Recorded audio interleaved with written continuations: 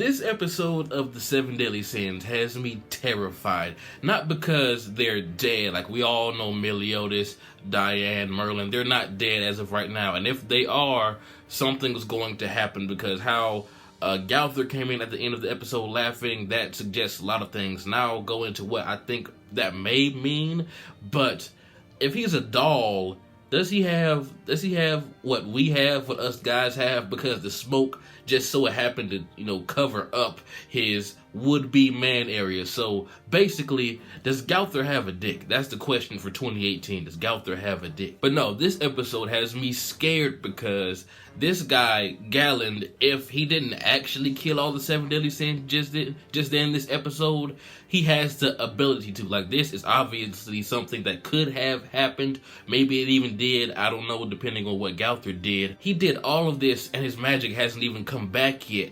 And I don't think Galand is weak by any means. I don't know if he's the weakest of all the other 10 commandments, but he's the first one shown, so we know, the first one shown in action, so we know that the more badass ones are going to come later, like the one that looks like Meliodas, the one with the silver hair, even the female that first ate the first human soul in this episode, that even is what they're eating, human souls.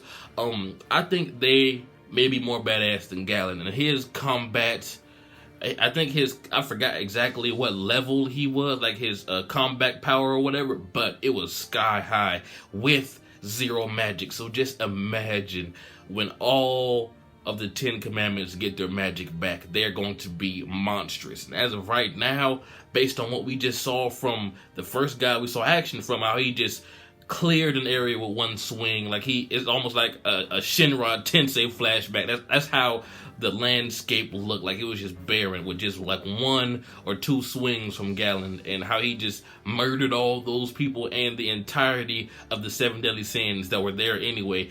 Like I said, I don't know if that actually happened or what, but it's obvious that could have happened.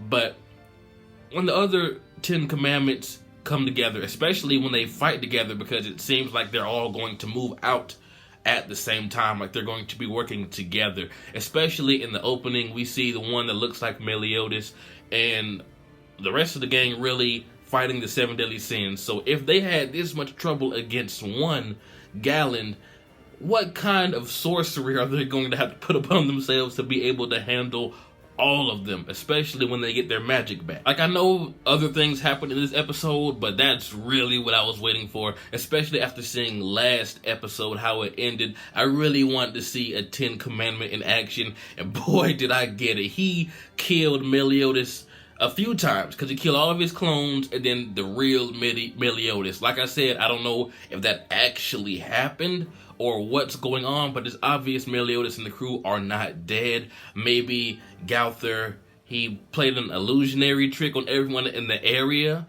Maybe the 7 deadly sins are like way far away, like maybe just a few feet away from Galand, and he thought that he killed them, but the 7 deadly sins were really looking on like, okay, we really don't need to fuck with this guy right now. And just the fact that if you lie to Galand, you turn to stone. Like, what kind of OP mofos are these 10 commandments? So if his is turning people into stone just for lying, I can't wait to see what the other commandments' powers are. And one thing that really, really intrigued me when Galand was telling Meliodas, you've gone soft, man. Like, are you really Meliodas?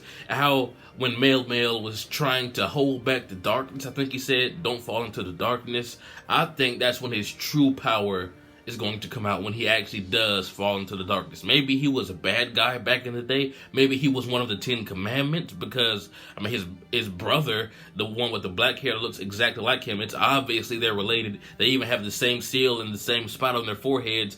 I don't know if they're on the same side or whatever, but anyway, it's obvious that he's connected to them in some way. So did Meliodas come from the 10 commandments?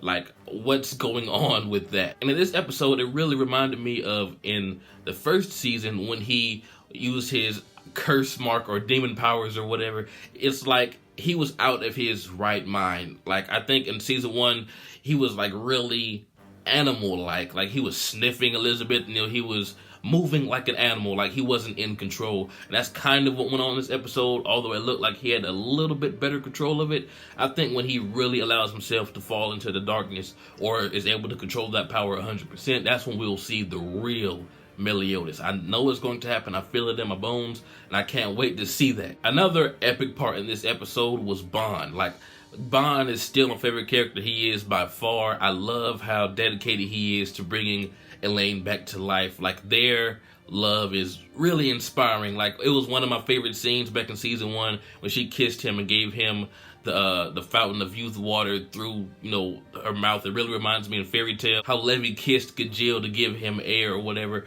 But I just really, really love Bond's character, everything about him, his attitude.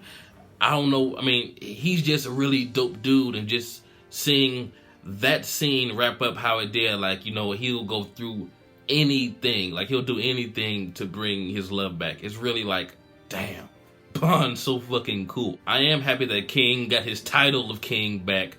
It's really, really well deserved, because King has been through a lot.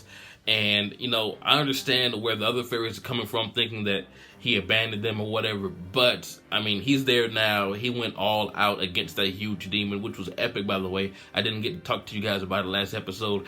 And, yeah, it was overall a really, really well done episode, in my opinion. I really want to know what's going on with Galand. Did he really murder the 7 deadly sins? Did he really murder Meliodas in front of Arthur and Elizabeth's faces? Like, what's going on with this, man? Like, it seems so real. It ended in kind of a cliffhanger with Gauther coming in laughing, so it's hinted that he protected them in some way, maybe. But just the scene with, like, Merlin turning into stone, stuff like that seemed like it actually happened. So I'm not exactly sure what's going on with that.